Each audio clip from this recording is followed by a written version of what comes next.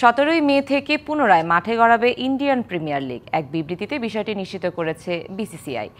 আগের সূচিতে আগামী 25 মে ফাইনাল হওয়ার কথা থাকলেও টুর্নামেন্ট পিছিয়ে যাওয়ায় এবার ফাইনাল অনুষ্ঠিত হবে 3 জুন। তবে অনেক বিদেশি ক্রিকেটার ফিরে গেছেন নিজ দেশে। এমন পরিস্থিতিতে দলগুলোতে বিদেশি ক্রিকেটারদের ফেরানোই এখন বড় চ্যালেঞ্জ ফ্র্যাঞ্চাইজিগুলোর।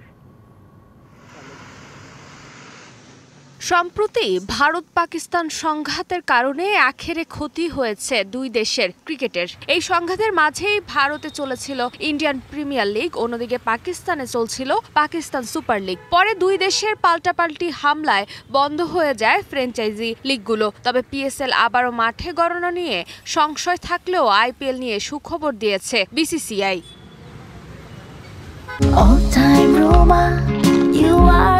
All-time Roma.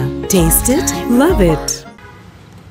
মূলত ধর্মশালায় গেল সপ্তাহে আইপিএল ম্যাচ চলাকালীন হঠাৎ ফ্লাডলাইট নিভে যাওয়ার পর নিরাপত্তার শঙ্কায় ম্যাচ বাতিল করা হয়। পাঞ্জাব কিংস ও দিল্লি ক্যাপিটালসের সে ম্যাচ পুনরায় হবে আগামী 24 মে। 17 মে শনিবার বেঙ্গালুরুতে রয়্যাল চ্যালেঞ্জার্স বেঙ্গালুরু ও কলকাতা নাইট রাইডার্সের ম্যাচ দিয়ে পুনরায় শুরু হবে এবারের আসর। প্রথম পর্বের শেষ ম্যাচ হবে 27 মে। লখনৌ সুপার জায়ান্টস ও বেঙ্গালুরু লড়বে এই ম্যাচে।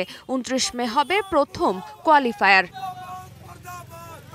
এক বিবৃতিতে পুরো বিষয়টি নিশ্চিত করেছে বিসিসিআই। টুর্নামেন্ট আবার শুরু করার বিষয়ে চূড়ান্ত সিদ্ধান্ত নেওয়ার আগে ভারতীয় সরকারের সঙ্গে নিরাপত্তা নিয়ে আলোচনা করেছে বোর্ড। আগের সূচিতে আগামী 25 মে হওয়ার কথা ছিল ফাইনাল, তবে টুর্নামেন্ট পিছিয়ে পড়ায় এবার ফাইনাল অনুষ্ঠিত হবে 3 জুন। তবে এরই মাঝে পড়ে গেছে বেশ কিছু টুর্নামেন্ট। ইংল্যান্ড ও ওয়েস্ট ইন্ডিজের 3 ম্যাচের ওয়ানডে সিরিজ পড়েছে আগামী 29 মে থেকে 3 জুন। এছাড়া আইসিসি টেস্ট চ্যাম্পিয়নশিপের ফাইনাল হবে 11 জুন। সেক্ষেত্রে আপাতত 10 ফ্র্যাঞ্চাইজির জন্য সবচেয়ে বড় চ্যালেঞ্জ বিদেশি ক্রিকেটারদের আবারও দলে ফেরানো। ফারজানা জাহান প্রিয়া, ডিবিসি নিউজ।